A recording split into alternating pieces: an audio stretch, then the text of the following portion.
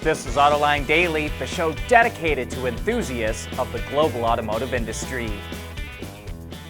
California has a mandate to ban the sale of all new ICE vehicles in 2035, and 11 other U.S. states are adopting the same mandate.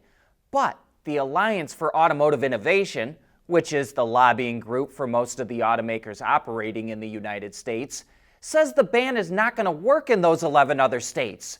It just doesn't believe enough consumers will buy enough EVs, plug-in hybrids, or fuel cell vehicles to comply with the ban. But one thing's for sure, we'll have plenty of warning to know how feasible this is, at least in California. By 2026, 35% of all the new vehicles sold in California have to be electric, plug-in, or hydrogen-fueled. Last year, it hit 25%. By 2030, it has to be at 68% and then hit 100% by 2035. In terms of actual sales, last year 445,000 EVs were sold in California. That has to jump to 634,000 in another 2 years and 1.2 million by the end of the decade.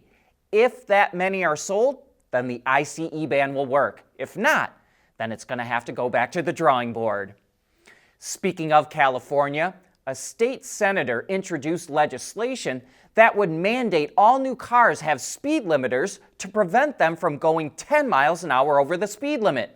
It would use technology called Intelligent Speed Assist, which would be mandated in 2027 and would rely on GPS to determine the posted speed limit wherever a car is driving. The technology was actually recommended by the NTSB, or the National Transportation Safety Board. Europe has already adopted the technology, but it relies on annoying chimes to get a driver to slow down. The California approach would automatically prevent a car from going 10 miles an hour over the limit, although emergency vehicles would be exempted. Meanwhile, in Europe, more cities are trying to get rid of traffic congestion. In Ireland, Dublin is going to ban cars from driving through the city center. The goal is to get rid of 60% of the traffic. And in Greece, Athens is expanding its subway lines to try and get rid of 53,000 cars from driving through the city every day. So the automobile sure is coming under a lot of pressure to where it can drive, how fast it can go, and what kind of fuel it has to run on. U.S. politicians are growing more and more concerned about Chinese car companies entering the market by importing vehicles through Mexico. But BYD, which wants to build a plant in Mexico, says it has no plans to export vehicles from that plant to the U.S. The CEO of BYD America says the market is too complicated due to political backlash against Chinese car companies and due to slowing EV demand. But that's what BYD is saying now, and there's no reason it couldn't change its mind in the future. And that makes us wonder, with so much excess capacity in China, why would BYD build a plant in Mexico if its long-term goal wasn't getting into the U.S. market?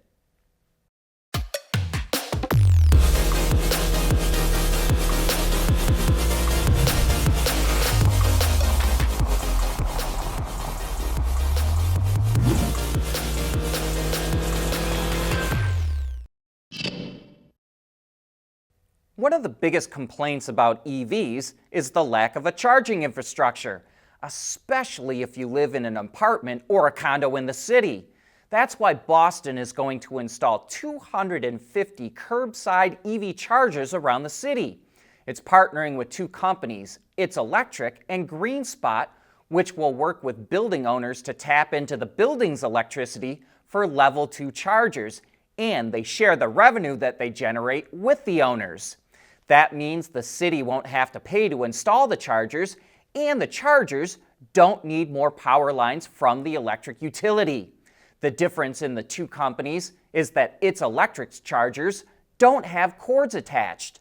Instead, it provides EV owners with a portable cable, which can be plugged into any charger around the city. GreenSpot, on the other hand, has built-in cables. Boston building owners will start installing the chargers over the next 2 years.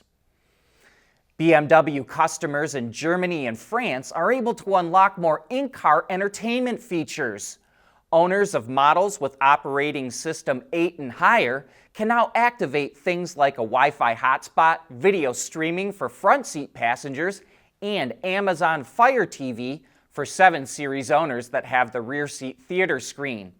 It's all done through their My BMW app and cost is €10 a month for unlimited data. Most major automakers think they can generate billions with subscription services, but it's still early days and they're trying to figure out what people will actually pay for. We believe it needs to be quite compelling and it has to be something that can't easily be done on your phone or tablet. Earlier this month, Volvo handed most of its stake in Polestar back to its parent company Geely because it couldn't afford to keep propping up the premium EV brand financially. Polestar says it needs $1.3 billion to keep the lights on until 2025, which is when it expects to become cash flow positive. And now it has most of that funding.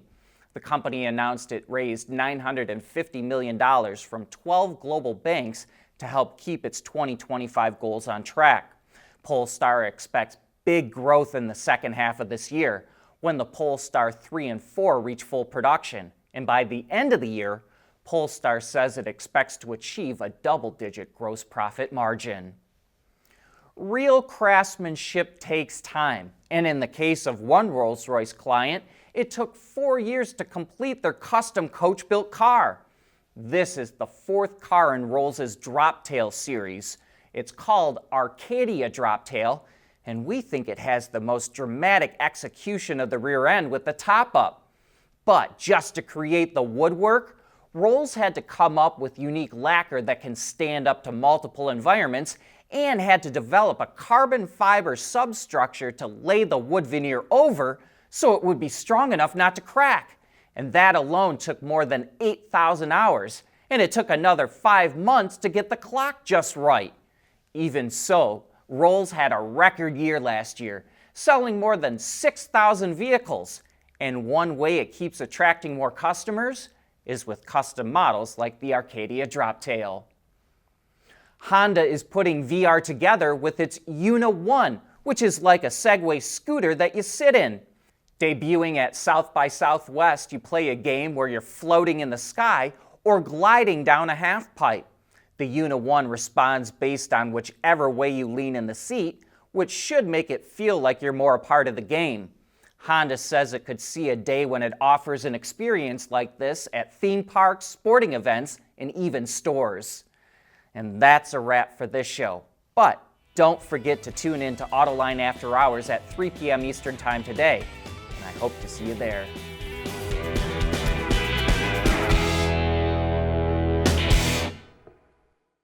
Autoline Daily is brought to you by Bridgestone, solutions for your journey, and by Intrepid Control Systems, over-the-air engineering. Boost your game.